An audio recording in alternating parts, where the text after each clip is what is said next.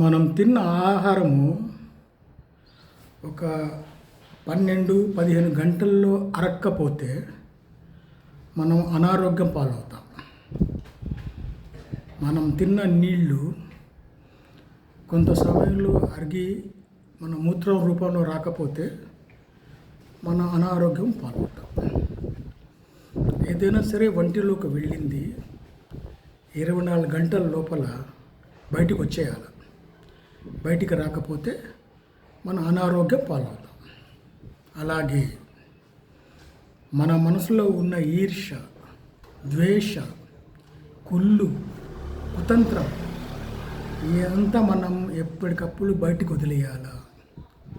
మనం ఎన్ని రోజులు మన మనసులో అది పెట్టుకుంటే మనం అంత అనారోగ్యం పాలవుతాం.